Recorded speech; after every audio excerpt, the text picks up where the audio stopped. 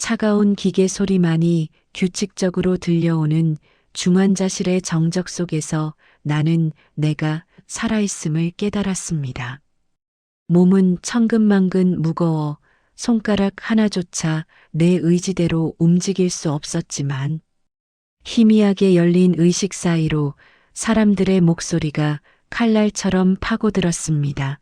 그것은 나를 걱정하는 가족의 목소리가 아니라 죽음을 재촉하는 살인자들의 모이였습니다. 한때는 나를 지켜줄 유일한 울타리라 믿었던 남편과 어머니라고 불렀던 여자의 입에서 나온 말들은 지옥보다 더 차가웠습니다. 그들은 내가 이대로 숨이 끊어지기만을 기다리며 이미 수억 원에 달하는 사망보험금을 어떻게 나눌지 논의하고 있었습니다. 내 뱃속에서 함께 쓰러져간 어린 생명에 대한 미안함은커녕 거추장스러운 존재가 사라져 시원하다는 듯 웃음을 터뜨리는 그들의 목소리를 들으며 나는 결심했습니다. 아니, 이것은 결심이 아니라 처절한 생존 본능이었습니다. 죽어서는 안 된다. 반드시 살아서 이 지옥 같은 어둠을 뚫고 나가 저들의 목을 죄어야 한다고 말입니다. 나의 비극은 7년 전 그 화려했던 결혼식 날부터 시작되었을지도 모릅니다. 가난한 집안에서 태어나 오직 실력 하나로 명문대를 졸업하고 남들이 부러워하는 전문직에 종사하며 나는 내 운명을 스스로 개척했다고 자부했습니다. 하지만 사랑이라는 이름으로 다가온 강태윤은 나의 가장 큰 약점인 결핍을 파고들었습니다. 부유한 집안의 외아들이자 다정다감한 성격의 그가 나를 선택했을 때 나는 내가 마침내 평온한 안식처를 찾았다고 믿었습니다. 그러나 화려한 예식장의 불빛이 꺼지자마자 기다리고 있었던 것은 혹독한 시집살이와 인간 이하의 대우였습니다. 오여사라고 불리던 나의 시어머니는 나를 며느리가 아닌 집안의 대를 이을 도구이자 공짜로 부려먹는 일꾼 정도로 여겼습니다. 겉으로는 우아한 귀부인 행세를 했지만 집안에서는 내 옷차림부터 말투, 심지어 화장실을 가는 횟수까지 감시하며 나의 자존감을 짓밟았습니다. 남편은 그 지옥 같은 상황에서 언제나 침묵했습니다. 그는 어머니의 그림자 뒤에 숨어 내가 당하는 수모를 방관하며 자신의 안위만을 챙겼습니다. 그가 내미는 손은 다정한 위로가 아니라 더 큰 복종을 요구하는 족쇄였습니다. 그럼에도 내가 버텼던 이유는 오직 하나였습니다. 그 지옥 같은 집안에서 유일하게 나를 보고 웃어줄 작은 생명이 찾아왔기 때문입니다. 임신 12주 의사 선생님으로부터 아이가 건강하게 자리 잡았다는 말을 들었을 때 나는 처음으로 이 지옥을 버텨낼 명분을 찾았습니다. 하지만 그 소중한 소식은 제 전하기도 전에 비극으로 변했습니다. 그날 오 여사는 평소보다 더 날이 서 있었습니다. 집안의 사업이 급격히 기울어 자금난에 시달리고 있다는 소문이 돌기 시작한 시점이었습니다. 평소 나를 벌레 보듯 하던 시누이 강나리까지 합세해 나를 구석으로 몰아넣었습니다. 병원 비상계단에서 마주친 강나리는 평소와 달리 눈이 뒤집힌 상태였습니다. 언니만 없으면 우리 집이 다시 살아날 수 있다는 그 의미심장한 말의 뜻을 그때는 미처 깨닫지 못했습니다. 강나리는 내 어깨를 거칠게 밀쳤고 미끄러운 바닥에서 중심을 잃은 나는 차가운 계단 아래로 굴러떨어졌습니다. 배를 감싸쥐며 살려달라고 비명을 질렀지만 내 눈앞에 펼쳐진 것은 계단을 내려오며 차갑게 나를 내려다보는 시어머니와 강나리의 무표정한 얼굴이었습니다. 피가 바닥을 적시고 의식이 멀어지는 순간에도 그들은 구급차를 부르는 대신 서로를 바라보며 고개를 끄덕였습니다. 그것은 사고를 가장한 완벽한 살인이었습니다. 병원으로 실려온 나는 혼수 상태에 빠졌고 의료진은 모두 고개를 저었습니다. 하지만 나의 뇌는 깨어 있었습니다. 몸은 굳었지만 귀는 열려 있었고 그들은 내 침대 곁에서 자신들의 추악한 계획을 서슴없이 내뱉었습니다. 보험 수익자를 어머니 명의로 바꾼 건 정말 잘한 일이었다며 남편은 눈물 한 방울 없이 서류를 챙겼습니다. 며느리가 죽어야 집안이 산다는 오 여사의 서늘한 명령과 함께 나는 뇌사 판정을 받기 위한 절차에 들어갔습니다. 하지만 그들이 몰랐던 사실이 하나 있었습니다. 내가 일하던 병원의 수간호사 지연 언니는 나의 상태가 단순한 뇌사가 아님을 직감하고 있었습니다. 언니는 조용히 기록을 조작해 나를 지켰고 최 회장님이라는 은밀한 조력자에게 내 상황을 알렸습니다. 최 회장님은 과거 나에게 큰 은혜를 입었던 분으로 제게에 보이지 않는 손이라 불리는 권력자였습니다. 회장님은 나를 몰래 해외의 특수재활시설로 이송시켰고 공식적으로 이서연이라는 여자는 그날 병원에서 숨을 거둔 것으로 처리되었습니다. 죽음보다 더한 고통의 시간이 시작되었습니다. 몸의 근육을 하나하나 되살리는 재활훈련은 뼈를 깎는 고통이었지만 나는 단 한 번도 신음하지 않았습니다. 거울 속에 비친 흉측한 상처들을 보며 나는 오직 복수의 칼날만을 갈았습니다.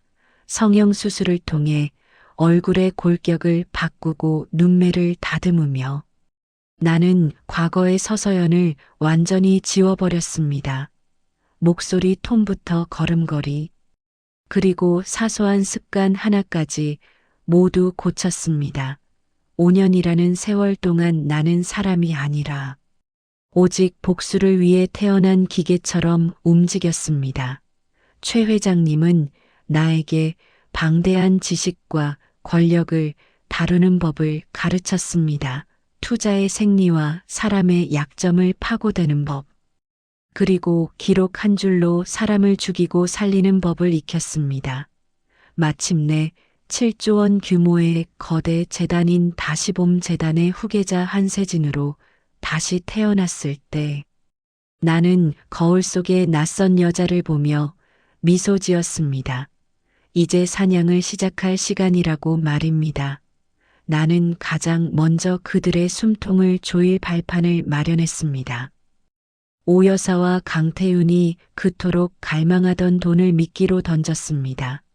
그들이 운영하던 진우물산은 이미 속이 텅 빈 껍데기였고 나는 그들에게 달콤한 투자 제안을 건넸습니다. 성우 그룹의 후계자라는 신분으로 그들 앞에 나타났을 때 그들은 내 발밑에 엎드려 자비를 구했습니다. 5년 전 자신들이 죽였다고 믿었던 여자가 바로 눈앞에 있다는 사실은 꿈에도 모른 채 박진우는 나의 아름다운 외모에 넋을 잃었고 오 여사는 권력을 쥔 나에게 아부하기 바빴습니다. 그들이 내미는 비굴한 미소를 보며 나는 속으로 피눈물을 흘렸습니다. 하지만 서두르지 않았습니다. 쥐를 막다른 골목으로 몰아넣기 전에는 충분히 희망을 주는 법이니까요. 나는 그들에게 가장 화려한 천국을 맛보게 한 뒤 그들이 가졌던 모든 것을 하나씩 빼앗기 시작했습니다. 세무조사와 검찰 수사, 그리고 주변 지인들의 배신까지 모든 것은 철저히 계산된 나의 시나리오대로 흘러갔습니다. 그들이 5년 전 나에게 했던 것처럼 나 역시 그들의 세상을 조금씩 무너뜨려 갔습니다. 이제 마지막 막이 오르기 직전입니다. 그들은 여전히 나를 고마운 투자자로 믿고 있지만 사실 그들이 마시고 있는 것은 내가 준비한 치명적인 독배였습니다. 나는 그들이 가장 신뢰하던 기록들을 조작해 그들 스스로 파멸의 길로 걸어 들어가게 만들었습니다. 법원과 병원, 그리고 보험사까지 내가 5년 동안 준비한 모든 증거가 그들의 목을 향해 날아갈 준비를 마쳤습니다. 이제 나는 그들 앞에 나의 진짜 정체를 밝히려 합니다.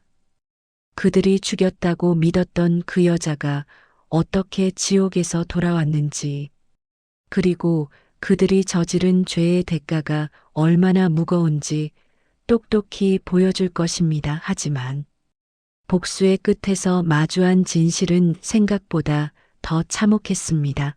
시어머니 오 여사가 쓰러졌다는 소식을 들었을 때 나는 기쁨보다 먼저 서늘한 허탈감을 느꼈습니다. 중풍으로 쓰러져 말조차 할 수 없게 된 그녀의 모습을 보며 나는 내가 준비한 마지막 형벌을 집행하기로 했습니다. 그것은 죽음보다 더 잔인한 삶이었습니다. 나는 그녀를 내가 만든 재활병원에 가두고 매일 내 손길을 받으며 살아가게 만들었습니다.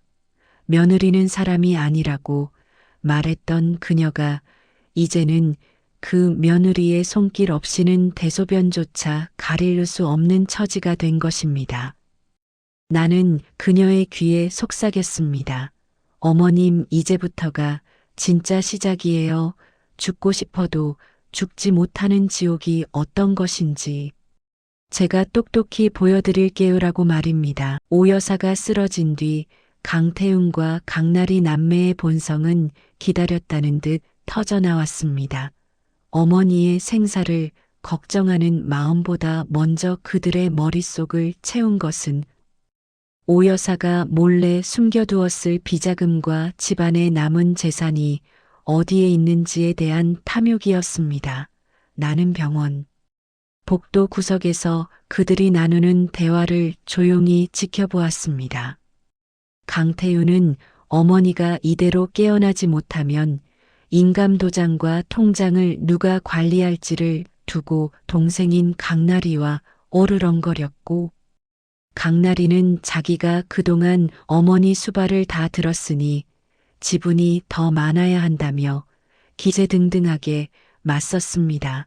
5년 전 나를 계단에서 밀어버렸을 때 그들이 나누었던 그 끔찍한 결속력은 돈이라는 현실적인 문제 앞에서 종이장처럼 가볍게 찢겨나갔습니다. 나는 그들에게 아주 달콤하고 치명적인 미끼를 하나 더 던지기로 했습니다. 성우 그룹의 이름으로 진우물산에 추가 투자를 진행하겠다는 제안서를 보낸 것입니다. 단 조건은 회사의 모든 경영권을 투자자인 나에게 정권 위임하고 남은 주식 전부를 담보로 제공해야 한다는 독소 조항이 포함된 계약이었습니다. 이미 사채업자들에게 쫓기며 하루하루 피가 마르던 강태윤에게 그것은 썩은 동아줄이라도 잡아야 하는 유일한 구원이었습니다. 그는 내가 누군지도 모른 채 내 집무실로 찾아와 연신 고개를 숙였습니다. 한때 나의 남편이었던 그 남자가 이제는 나의 구두 끝을 바라보며 자비를 구하는 모습은 참으로 가관이었습니다. 그는 나에게 잘 보이기 위해 자신의 아내가 사고로 죽은 지 5년이 넘었으며 현재는 홀몸이라는 사실을 은근히 내비치며 추파를 던지기까지 했습니다. 죽은 아내에 대한 예의는커녕 그녀의 죽음을 자신의 가련한 처지를 홍보하는 수단으로 삼는 그 비열함에 나는 구역질이 났지만 애써 미소를 지어 보였습니다. 나는 강태윤에게 수십억 원의 자금을 융통해주며 그가 방탕한 생활을 하도록 유도했습니다. 강나리 역시 오빠가 거액의 투자금을 받아냈다는 소식을 듣고는 명품 쇼핑과 유흥에 빠져들었습니다.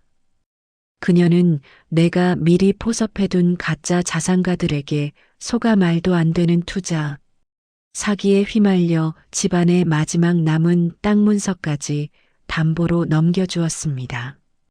나는 그들이 스스로 무덤을 파는 과정을 아주 느긋하게 즐겼습니다. 그들이 흥청망청 돈을 쓰는 동안 나는 조용히 진우물산의 회계 장부를 조작한 증거를 수집했습니다. 사실 강태우는 과거부터 회사의 공금을 횡령의 도박 자금으로 써왔고 나는 그 사실을 아주 정밀하게 파헤쳐 검찰에 넘길 준비를 마쳤습니다. 어느 날 밤 술에 취해 내 오피스텔 앞으로 찾아온 강태우는 나에게 청혼까지 했습니다. 한세진 대표님 같은 분이 내 곁에 있다면 다시는 가난 같은 건 걱정하지 않아도 될 것 같다며 나의 손을 잡으려 했습니다. 나는 그 차가운 손을 뿌리치며 속으로 비웃었습니다. 당신이 지금 잡으려 하는 이 손이 5년 전 당신이 차갑게 외면했던 서서연의 손이라는 걸 알게 되면 어떤 표정을 지을지 정말 기대된다고 말입니다. 한편 중환자실에 누워있는 오 여사의 상태는 점점 더 비참해졌습니다. 욕창이 생기고 몸은 비쩍 말라가는데도 자식이라는 것들은 병원비가 아까워 개인 간병인조차 붙여주지 않았습니다. 나는 그녀의 유일한 후원자가 되어 가장 비싼 병실로 옮겨주었습니다. 하지만 그것은 자비가 아니라 형벌이었습니다. 그녀의 의식은 깨어 있었고 자신의 자식들이 자신을 버리고 돈싸움을 벌이는 모든 소리를 실시간으로 듣게 만들었기 때문입니다.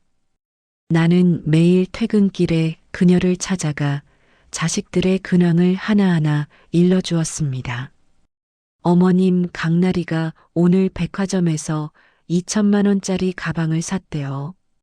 어머님 약값은 아깝다면서 말이죠.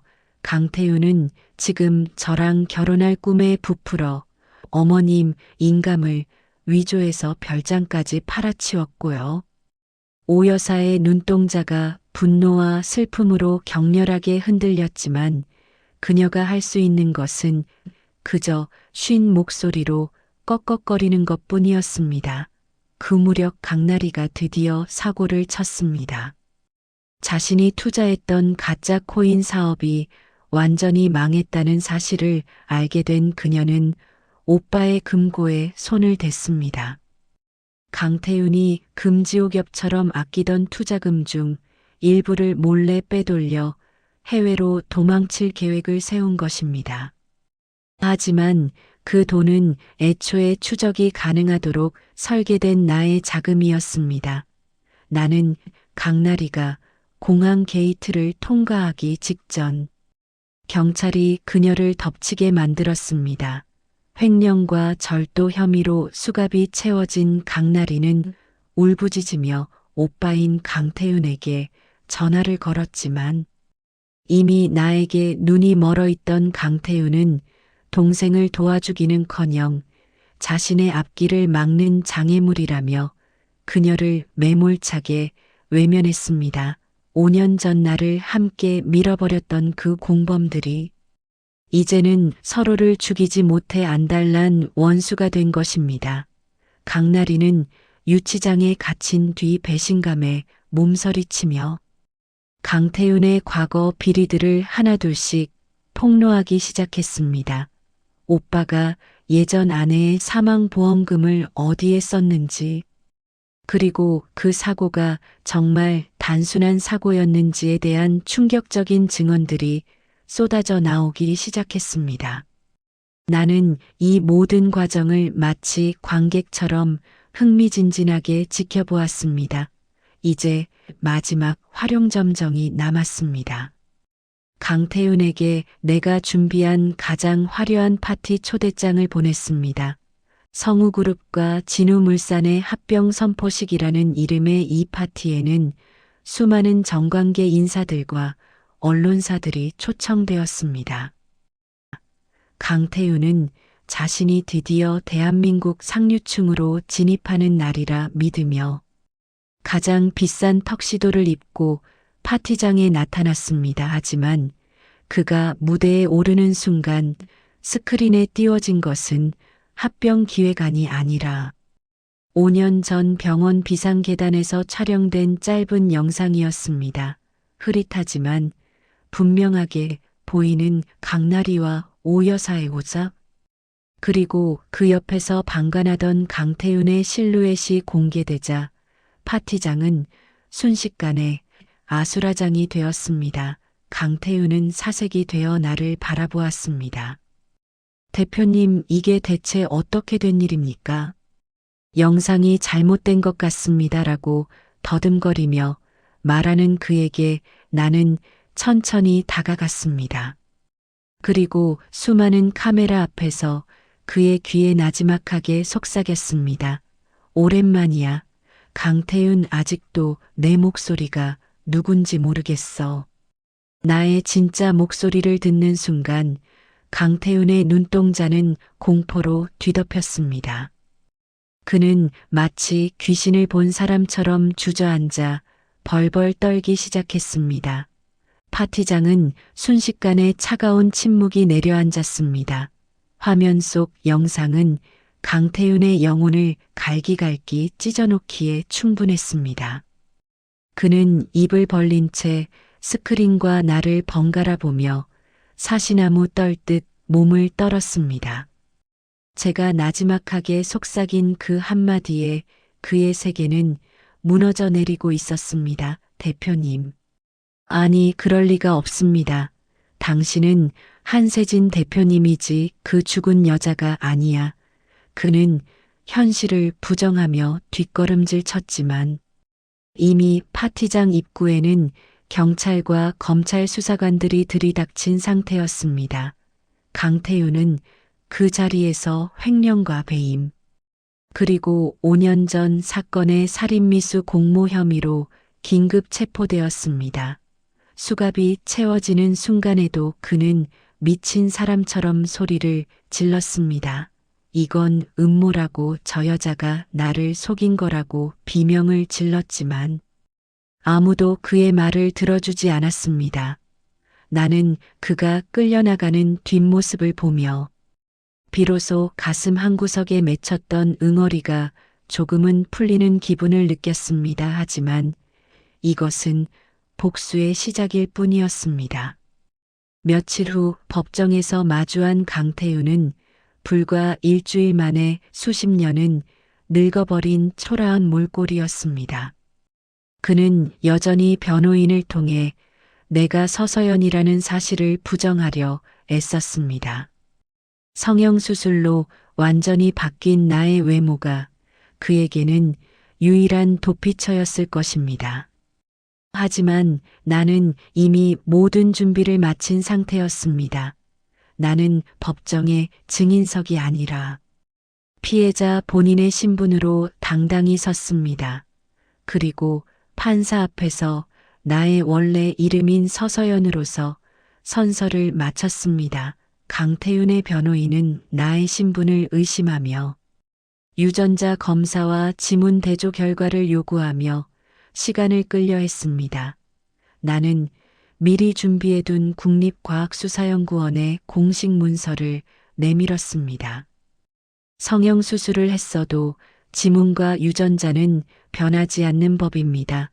법정의 대형 화면에 나의 과거 사진과 현재의 모습, 그리고 일치하는 유전자 지도와 지문 대조 결과가 나타나자 방청석에서는 경악 섞인 탄성이 터져나왔습니다. 강태윤은 그제야 자신이 5년 동안 무슨 짓을 저질렀는지, 그리고 자신이 유혹하려 했던 여자가 누구였는지 깨닫고는 머리를 감싸 쥐었습니다. 재판은 일방적인 학살에 가까웠습니다. 지연 언니가 5년 동안 몰래 숨겨두었던 중환자실의 진료 기록과 보험 수익자 변경 서류, 그리고 강나리의 자백이 담긴 녹취록이 하나씩 공개될 때마다 강태윤의 안색은 흙빛으로 변해갔습니다. 특히 내가 뱃속에 아이를 잃었다는 사실이 적힌 산부인과 진료 기록이 낭독될 때 법정안은 숙연해지다 못해 가해자들을 향한 분노로 들끓었습니다. 강태윤은 아이의 존재조차 모르고 있었습니다. 그저 자신의 사업 자금을 위해 아내를 죽음으로 내몰았던 남자가 사실은 자신의 친자식까지 죽인 셈이라는 사실이 밝혀지자 그는 넋이 나간 표정으로 나를 바라보았습니다. 서연아, 내가 정말 몰랐어. 제발 한 번만 용서해줘. 그는 피고인석에서 일어나 나를 향해 손을 뻗었지만 법정 경위들에 의해 제지당했습니다. 나는 그를 차갑게 내려다보며 단 한마디도 대꾸하지 않았습니다.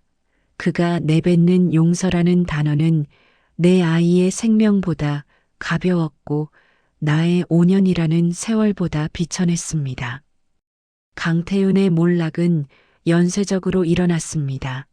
진우물산은 나의 기획대로 부도 처리되었고 그가 담보로 잡혔던 모든 재산은 고스란히 다시봄재단으로 흡수되었습니다. 그는 이제 가진 것이라곤 수의 한 벌뿐인 범죄자로 전락했습니다. 강나리 역시 교도소 안에서 오빠에 대한 원망을 쏟아내며 자신의 형량을 줄여보려 발버둥 쳤지만 그녀가 저지른 악행의 무게는 결코 가벼워지지 않았습니다. 나는 이 모든 과정을 아주 담담하게 지켜보았습니다. 복수는 뜨거운 불꽃이 아니라 아주 차가운 얼음 같아야 한다는 것을 나는 지난 5년의 세월을 통해 배웠기 때문입니다. 재판이 끝나고 법원을 나서는 길에 수많은 기자들이 나를 에워쌌습니다. 한세진 대표로서의 화려한 삶을 포기하고 왜 굳이 죽은 서서연으로 돌아왔느냐는 질문에 나는 카메라를 똑바로 응시하며 대답했습니다. 진실은 가려질 수 있어도 사라지지는 않기 때문입니다. 나는 내가 살아있음을 증명하기 위해 돌아온 것이 아니라 그들이 틀렸음을 증명하기 위해 돌아왔습니다라고 말입니다. 그날 저녁 나는 다시 오 여사가 누워있는 병실을 찾았습니다. 그녀는 이제 산소호흡기 없이는 숨조차 쉬기 힘든 상태였습니다. 자식들이 모두 구속되고 재산이 몰수되었다는 소식을 들었는지 그녀의 눈가는 짓물러 있었습니다. 나는 그녀의 마른 손을 잡고 아주 다정하게 속삭였습니다. 어머님, 강태윤이 오늘 법정에서 무릎을 꿇고 울더라고요. 자기가 죽인 게 자기 자식인 줄도 모르고 돈 때문에 저를 밀어버린 걸 후회한다면서요. 근데 어머님, 제가 그 사람 절대 용서 안 하려고요. 어머님도 여기서 오래오래 사시면서 자식들이 교도소에서 썩어가는 걸 지켜보셔야죠. 어머님이 저한테 그러셨잖아요. 며느리는 사람이 아니라고. 이제 어머님이 사람이 아닌 채로 살아가는 게 어떤 건지 배울 차례예요. 오 여사는 비명을 지르고 싶은 듯 입을 벌렸지만 새어나오는 것은 기괴한 신음뿐이었습니다. 나는 그녀의 고통을 아주 세밀하게 관찰하며 기묘한 평온함을 느꼈습니다. 하지만 나의 마음속에는 여전히 채워지지 않는 구멍이 하나 있었습니다. 그것은 바로 5년 전 내가 잃어버린 그 작은 생명에 대한 기억이었습니다. 복수가 완성되어 갈수록 아이에 대한 그리움은 더 짙게 나를 눌렀습니다. 나는 아이가 잠들어 있을 그 차가운 병원의 뒷마당을 찾았습니다. 이름조차 지어주지 못했던 나의 아기 비록 세상의 빛을 보지는 못했지만 엄마는 너를 한 번도 잊은 적이 없단다. 나는 작은 꽃다발을 바닥에 내려놓으며 다짐했습니다. 다시는 나처럼 억울한 일을 당하고도 숨죽여 울어야 하는 사람이 없는 세상을 만들겠다고 말입니다. 그것이 내가 최 회장님으로부터 이어받은 다시봄 재단의 진짜 사명이자 내가 살아남은 이유라는 사실을 깨달았습니다. 이제 강태웅과 강나리 그리고 오 여사는 각자의 지옥에서 자신들이 저지른 죄의 대가를 치르고 있습니다. 모든 폭풍이 지나간 자리에는 서늘한 정적만이 남았습니다. 강태웅과 강나리가 구속되고 진우물산이 공중분해된 뒤 세상은 한동안 저의 이야기로 떠들썩했습니다. 죽음에서 돌아온 여인이라는 자극적인 수식어가 모든 언론을 장식했고 사람들은 저의 처절한 복수극에 환호했습니다. 하지만 화려한 카메라 조명이 꺼지고 혼자 남겨진 집무실의 창밖을 보며 제가 느낀 것은 통쾌함보다는 깊이를 알 수 없는 공허함이었습니다. 복수라는 목표 하나만을 보고 달려온 5년의 세월이 끝이 나자 제 삶에 지탱하던 거대한 기둥이 뽑혀나간 기분이었습니다. 이제 저는 서서연으로 살아야 할지 아니면 만들어진 신분인 한세진으로 살아야 할지조차 혼란스러웠습니다. 거울 속에 비친 낯선 여자의 얼굴은 여전히 아름다웠지만 그 눈동자 속에는 씻어낼 수 없는 슬픔이 고여 있었습니다. 그때 제 곁을 지켜준 사람은 의외의 인물인 한민우 본부장이었습니다. 그는 최 회장님의 친척이자 저와 계약 결혼을 맺었던 비즈니스 파트너였습니다. 처음에는 그저 서로의 이익을 위해 맺어진 차가운 관계였지만 그는 제가 무너질 때마다 묵묵히 제 그림자가 되어 주었습니다. 재판이 모두 마무리된 어느 날 민우 씨는 저에게 두꺼운 서류 가방 하나를 내밀었습니다. 그 안에는 제가 복수를 진행하는 동안 차마 돌보지 못했던 다시봄 재단의 상담 일지들이 가득했습니다. 거기에는 제 시어머니와 남편에게 당했던 것과 유사한 방식으로 삶을 송두리째 빼앗긴 수많은 피해자의 사연이 담겨 있었습니다. 병원의 의무 기록 조작으로 보상금을 받지 못한 산모, 보험사의 횡포로 치료를 포기한 노인, 그리고 가족의 배신으로 길거리에 나앉게 된 여인들의 목소리가 종이 위에서 울부짖고 있었습니다. 민우 씨는 저를 똑바로 쳐다보며 말했습니다. 서연 씨, 이제 복수는 끝났으니 진짜 서연 씨의 일을 시작할 때가 된 것 같습니다. 이 사람들에게는 서연 씨가 유일한 희망이니까요. 그의 담담한 한마디는 제 심장을 다시 뛰게 만들었습니다.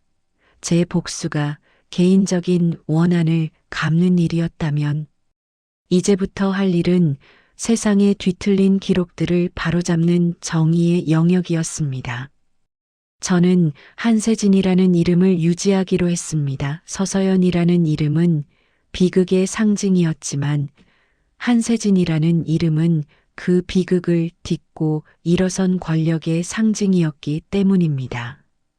저는 다시봄 재단의 운영 방식을 전면 개편했습니다.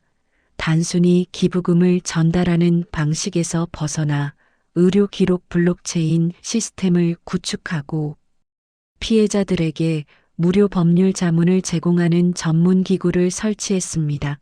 저는 직접 현장을 밟으며 피해자들을 만났습니다. 어느 날은 남편의 사주로 정신병원에 강제 입원당했던 한 중년 여성을 구출해내기도 했습니다.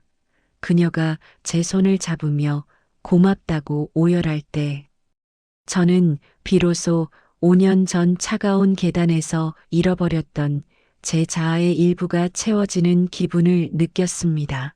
복수는 가해자를 지옥으로 보내는 것이었지만 치유는 저 스스로를 지옥에서 끌어올리는 작업이었습니다. 한편 교도소에 수감된 강태윤은 여전히 정신을 차리지 못했습니다.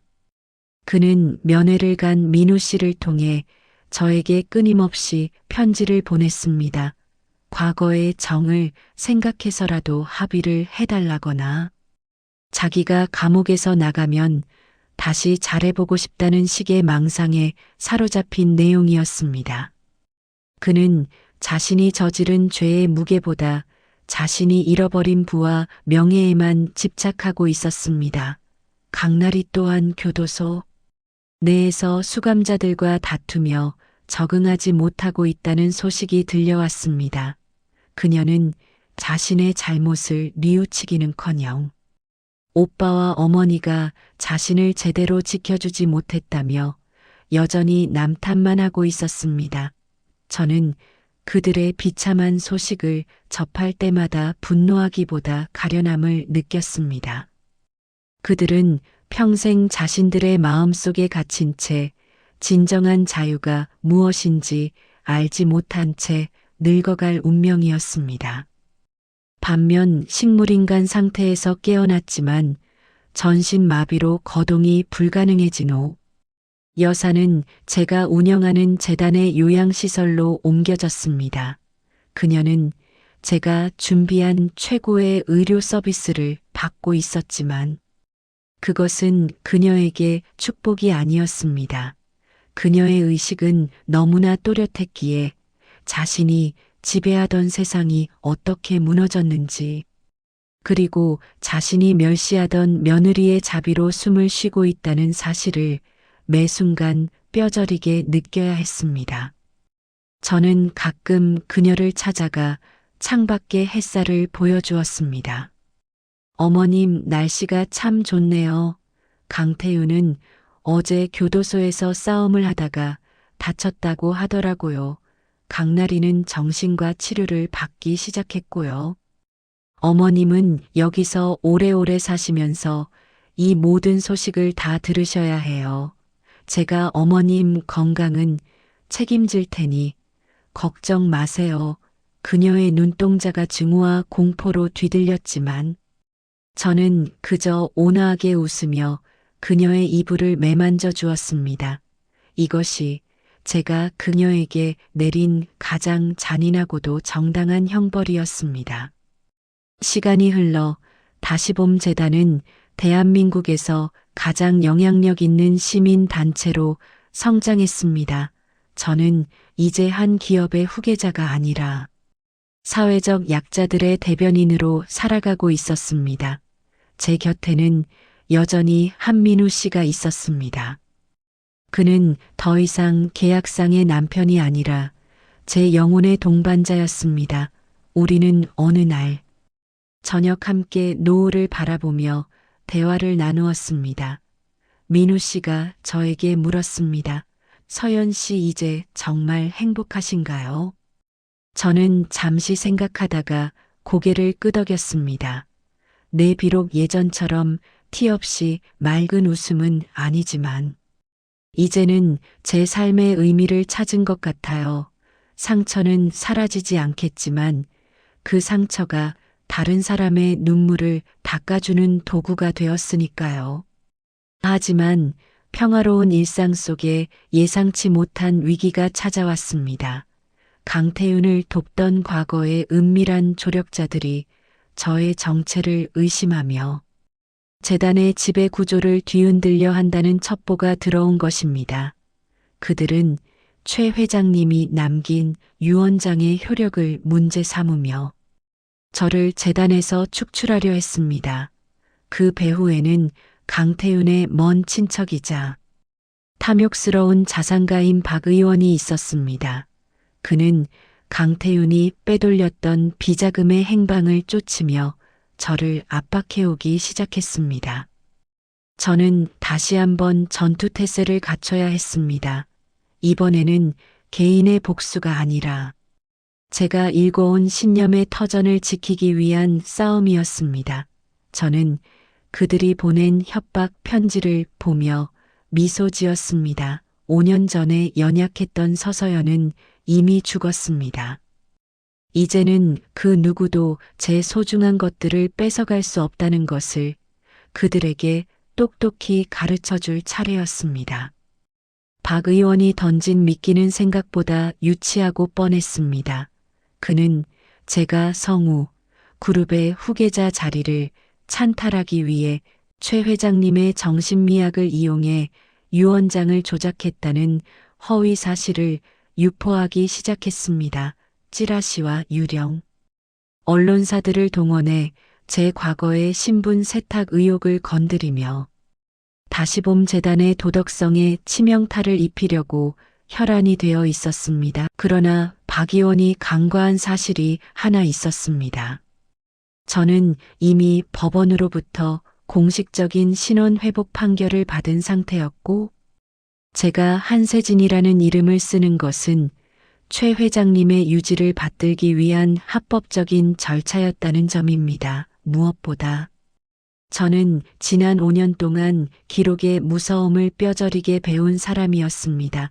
박 의원이 강태윤의 비자금을 세탁해주며 가로챘던 리베이트 내역과 그가 과거 의료법 개정을 막기 위해 대형 병원들로부터 받아 챙긴 뇌물 장부를 저는 이미 손에 쥐고 있었습니다. 저는 박 의원을 재단 집무실로 직접 불러들였습니다. 그는 승리감에 도취한 듯 거만한 걸음걸이로 들어가 저에게 재단 이사장 자리에서 물러나면 과거 신분 문제는 덮어주겠다는 제안을 건넸습니다. 저는 그가 내미는 협박 서류를 훑어본 뒤 조용히 제가 준비한 태블릿 PC를 그의 앞에 놓았습니다. 거기에는 박 의원이 차명 계좌를 통해 자금을 세탁하는 실시간 경로와 그가 비밀리에 관리하던 감고의 위치까지 상세히 기록되어 있었습니다. 박 의원의 얼굴은 순식간에 흑빛으로 변했습니다. 대표님, 이게 대체 어떻게 된 일입니까? 라고 묻는 그의 목소리는 사시나무 떨듯 흔들렸습니다. 저는 아주 차분하게 대답했습니다. 박 의원님, 저는 기록으로 죽었다가 기록으로 살아난 사람입니다. 의원님이 지난 수십 년간 공들여 숨겨온 그 기록들이 제 눈에는 너무나 선명하게 보이더군요. 의원님은 저를 무너뜨리려 하셨지만 사실은 본인의 무덤을 파고 계셨던 겁니다. 결국 박 의원은 자폭하는 길을 택했습니다. 제가 넘긴 증거들이 검찰에 전달되기 직전 그는 자신의 모든 비리가 폭로될 것을 두려워해 해외 도피를 시도했지만 공항 게이트를 통과하기 직전 수사관들에게 붙잡혔습니다. 박 의원의 몰락과 함께 강태윤의 마지막 희망도 사라졌습니다. 박 의원을 통해 가명을 노리던 강태윤은 오히려 별건의 비자금 조성 혐의가 추가되어 형량이 대폭 늘어났습니다. 5년 전 저를 죽이려 했던 그들의 공모는 꼬리에 꼬리를 무는 악연이 되어 결국 그들 모두를 깊은 수렁으로 끌어내렸습니다. 저는 이 모든 과정을 보며 비로소 진정한 종지부를 찍었다는 확신이 들었습니다. 하지만 저에게는 아직 마쳐야 할 마지막 숙제가 하나 있었습니다. 그것은 바로 오 여사와의 마지막 작별이었습니다. 그녀의 상태는 날이 갈수록 악화되어 이제는 눈동자를 움직이는 것조차 힘겨워 보였습니다. 저는 그녀의 곁에 앉아 마지막 편지를 읽어주었습니다. 어머님, 이제 박 의원도 잡혔고 강태윤은 평생 교도소에서 나오지 못할 거예요. 어머님이 그토록 지키려 했던 가문도 재산도 이제는 흔적조차 남지 않았습니다. 그런데 어머님, 제가 오늘 아주 특별한 곳을 다녀왔어요. 제가 잃어버린 우리 아이를 위해 작은 쉼터를 만들었거든요. 그곳의 이름은 서연의 봄이에요. 어머님이 그토록 멸시했던 제 이름이 이제는 수많은 아이를 살리는 이름이 되었습니다. 오 여사는 제 말을 들으며 마지막 힘을 다해 눈물을 한 방울 흘렸습니다. 그것이 후회였는지 아니면 끝까지 저를 향한 원망이었는지는 알 수 없었습니다. 하지만 그날 밤 오 여사는 고요히 숨을 거두었습니다. 그녀의 죽음으로 저의 길고 긴 복수의 계절도 완전히 끝이 났습니다. 장례를 치르는 이는 아무도 없었습니다. 강태웅과 강나리는 수감 중이라 나올 수 없었고, 친척들은 이미 몰락한 집안에 등을 돌린 지 오래였습니다. 저는 한때 시어머니였던 그녀의 마지막 길을 홀로 지켰습니다. 미움도 원망도 이제는 먼지처럼 흩어져 사라졌습니다. 저는 그녀의 영정사진 앞에서 마지막 인사를 건넸습니다. 어머님, 다음 생에는 부디 누군가를 무너뜨려야만. 내가 살 수 있다는 그 무거운 마음을 내려놓고 평범하게 태어나세요. 저도 이제는 서서연도 한세진도 아닌 그냥 저 자신으로 살아가겠습니다. 라고 말입니다. 저는 이제 다시봄 재단의 이사장직을 전문 경영인에게 넘기고 민우 씨와 함께 조용한 바닷가 마을로 내려왔습니다. 거기서 저는 이름조차 갖지 못했던 제 아이를 기리는 작은 도서관을 운영하며 살고 있습니다. 아이들의 웃음소리가 마당을 가득 채울 때면 저는 가끔 5년 전 그 차가운 계단 위에서 멈춰버렸던 제 시간이 다시 흐르고 있음을 느낍니다. 제 얼굴은 여전히 예전과 다르지만 이제 거울 속에 저는 더 이상 낯설지 않습니다. 그 흉터조차 제가 살아내야 했던 치열한 삶의 훈장처럼 느껴지기 때문입니다. 민우 씨는 가끔 제 손을 잡으며 묻습니다. 서연 씨, 이제 정말 마음이 편안하신가요? 저는 그럴 때마다 말없이 미소 짓습니다. 과거는 바꿀 수 없지만 그 과거를 대하는 저의 마음은 바꿀 수 있게 되었으니까요. 저는 가해자들을 용서한 것은 아닙니다. 다만 그들을 미워하는 마음이 제 소중한 오늘을 망치게 두지 않기로 했을 뿐입니다. 그것이 제가 찾은 진정한 복수이자 치유였습니다. 여러분, 저의 긴 이야기를 들어주셔서 감사합니다. 저는 지옥 끝까지 내려갔다가 다시 올라온 사람입니다. 그 과정에서 깨달은 것은 우리 인생의 기록은 남이 써주는 것이 아니라 결국 우리 스스로가 써내려가는 것이라는 사실입니다. 가해자들이 저의 인생을 비극으로 결말지으려 했을 때 저는 그 페이지를 찢어버리고 새로운 이야기를 써내려갔습니다. 여러분에게도 혹시 누군가에게 받은 상처 때문에 멈춰버린 페이지가 있나요? 자, 이제 제가 여러분께 마지막으로 묻고 싶습니다. 저의 복수는 성공했을까요? 많은 분이 통쾌하다고 하시겠지만 어떤 분들은 가해자들을 끝까지 고통 속에서 살게 한 제 방식이 너무 독하다고 생각하실 수도 있습니다. 여러분이 만약 저였다면 모든 것을 잃게 만든 그들에게 마지막 자비를 베푸셨을까요? 아니면 저처럼 그들이 지은 죄를 끝까지 낱낱이 파헤쳐 가장 비참한 순간에 마주하게 만드셨을까요? 긴 시간 들어주셔서 다시 한번 진심으로 감사드립니다.